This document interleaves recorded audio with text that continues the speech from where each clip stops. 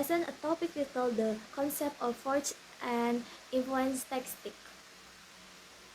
In everyday life, whether in academic setting, organization, or business, we often try to influence others to achieve certain goals. Understanding how force and influence tactic work can help us communicate more efficiently and building better relationship. So, let's begin. Pertama-tama, kita pahami dulu konsep dasarnya.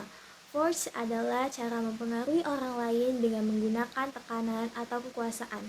Biasanya terjadi karena adanya posisi atau wewenang. Contohnya, seorang atasan memberikan perintah kepada bawahannya yang harus dijalankan. Sementara itu, influence tactic adalah cara mempengaruhi orang lain tanpa paksaan, melainkan melalui pendekatan komunikasi logika maupun hubungan interpersonal. Jadi, secara sederhana, force itu cenderung memaksa, sedangkan influence itu cenderung meyakinkan. Force terbagi beberapa bentuk. Yang pertama itu confiance force atau paksaan, menggunakan ancaman atau sanksi. Contohnya jika tugas tidak diselesaikan akan ada konsekuensinya tertentu. Kedua, legitimate force atau kekuasaan formal, berdasarkan jabatan atau posisi. Contohnya, pimpinan tim memberikan arahan pada anggotanya. Force memang efektif untuk situasi tertentu, terutama ketika dibutuhkan keputusan cepat, namun jika digunakan secara berlebihan dapat menimbulkan tekanan dan menurunkan kenyamanan dalam hubungan kerja. Selanjutnya kita bahas influence tactic yang lebih fleksibel dan sering digunakan. Yang pertama, rational persuasion. Yang pertama yaitu rational persuasion atau persuasi rasional, menggunakan data atau alasan logis, contohnya menjelaskan keunggulan suatu ide berdasarkan dan fakta. Yang kedua, inspirational appeal, daya tarik inspirasi, mengajak melalui motivasi atau nilai bersama, contohnya membangun semangat tim untuk mencapai tujuan.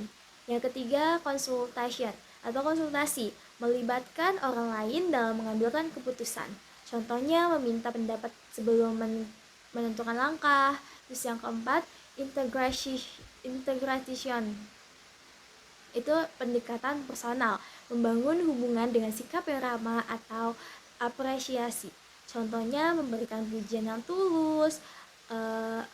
Yang kelima, personal appeal, hubungan pribadi, mengandalkan kedekatan, contohnya meminta bantuan karena hubungan yang sudah terjalin baik. Yang keenam, exchange atau pertukaran, memberikan timbal balik, contohnya saling membantu dalam pekerjaan.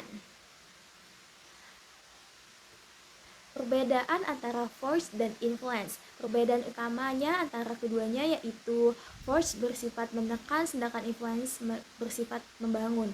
Force mengandalkan kekuasaan, influence mengandalkan komunikasi. Force memberikan hasil yang cepat tetapi tidak selalu bertahan lama, sedangkan influence membutuhkan proses tetapi lebih efektif untuk jangka panjang. Contoh dalam kehidupan sehari-hari yaitu dalam praktiknya di lingkungan akademik, dosen bisa menggunakan aturan force tapi juga motivasi influence. Terus ada dalam organisasi, pemimpin yang baik lebih mengedepankan influence agar tim merasa dihargai.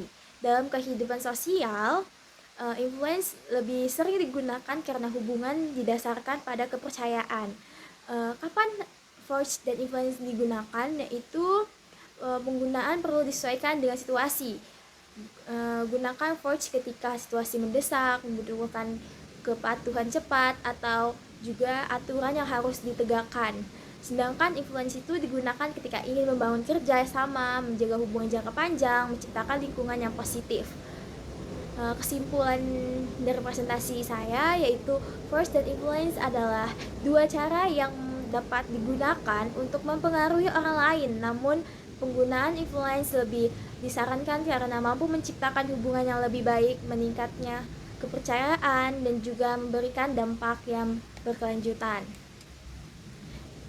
In conclusion, both force and influence take an important in how we interact and communicate with others. However, using influence in a positive and respectful way is more effective in building trust and long-term relationship.